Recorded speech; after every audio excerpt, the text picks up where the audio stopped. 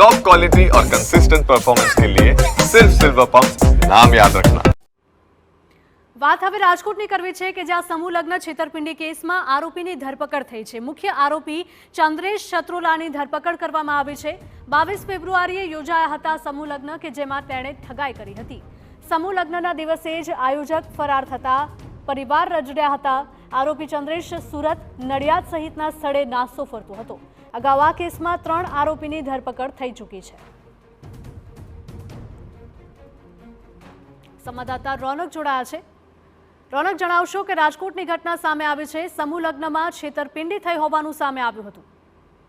જી હિરલ, બિલકુલ આ 22 ફેબ્રુઆરીની ઘટના હતી કે જ્યાં વહેલી સવારે 28-28 યુગલો હતા। તેમના લગ્નનું આયોજન કરવામાં આવ્યું હતું। તેમની પાસેથી રૂપિયા પણ લેવામાં આવ્યા હતા, પરંતુ જ્યારે આ યુગલો છે 28 યુગલ અને તેના પરિવાર જ્યારે લગ્ન સ્થળે પહોંચે છે ત્યારે જઈને ચોંકી ઉઠે છે ને ખૂબ જ આઘાતમાં જાય છે, કારણ કે ત્યાં લગ્ન સ્થળે કંઈ પણ જાતનું આયોજન નહોતું ને જે આયોજકો છે તે રૂપિયા લઈને રફુ ચક્કર થઈ ગયા હતા। ત્યારબાદ આખા ગુજરાતમાં આ મામલો છે તે ગુંજ્યો હતો ને રાજકોટ પોલીસ છે તેમણે મોટા ભાગના યુગલોના લગ્ન છે તે કરાવવાની ફરજ પડી હતી, કારણ કે આ પ્રકારની છેતરપિંડી તેમની સાથે થઈ હતી। ત્યારબાદ 3 જેટલા લોકોની ધરપકડ છે તે તાત્કાલિક કરવામાં આવી હતી, પરંતુ જે મુખ્ય આરોપી છે ચંદ્રેશ શત્રુલા, જેમણે આ કોઈ કૌભાંડ છે તે આચર્યું હતું, તે છેલ્લા 2 થી 3 મહિનાથી ફરાર હતો।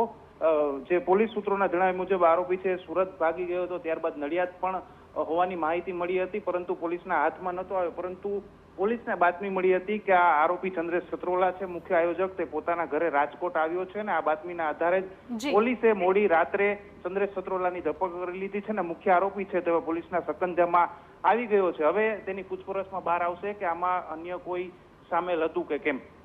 બિલકુલ રોનક, માહિતી બદલ આપનો આભાર। તો રાજકોટમાં સમૂહ લગ્નમાં છેતરપિંડીના કેસમાં આરોપી હવે ઝડપાયો છે, તેની વિરુદ્ધમાં કાર્યવાહી કરવામાં આવશે।